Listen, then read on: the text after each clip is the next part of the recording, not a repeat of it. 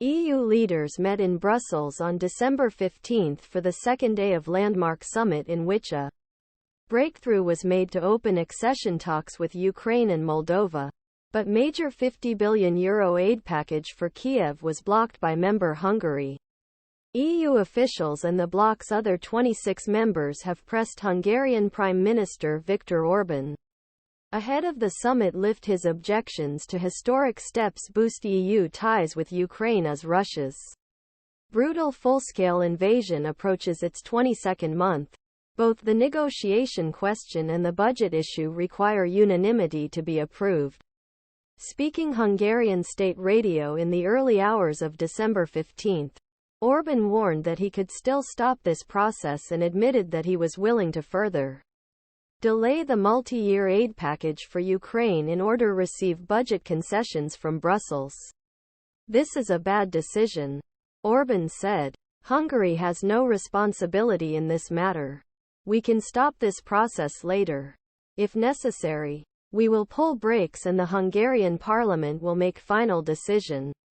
Billions of euros in EU funds allocated to Hungary remain blocked due to rule of law, democracy and other EU concerns about Orbán's policies.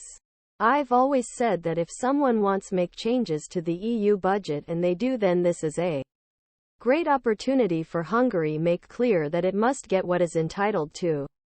Orbán said. Not half. Not a quarter. A day earlier, members had circumvented Orbán's opposition to EU invitation by marching him out of chamber, paving way for accession process even as Russian troops control about a fifth of Ukraine's territory.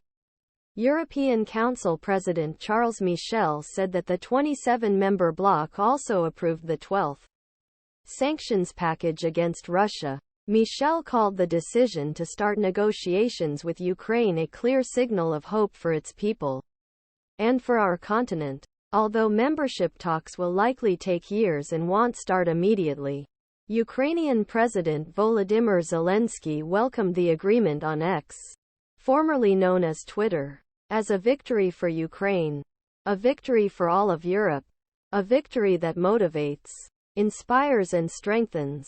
Addressing what was described as popular or political fatigue among Ukraine's allies, Zelensky added that history is those who are not tired of fighting for freedom. Then, on December 15, Kiev once again appealed to the EU to provide it with €50 billion. We expect all necessary legal procedures to be completed in January 2024. Which will allow us to receive the relevant financing as soon as possible, the Ukrainian Ministry of Foreign Affairs said in a statement. Although the EU is not a military alliance, membership is widely seen as a potential boost against Russian aggression and influence. European Commission President Ursula von der Leyen said this was a strategic decision taken on a day that will be engraved in the history of our union. Zelensky also congratulated Moldova and its president Maya Sandu, who said his co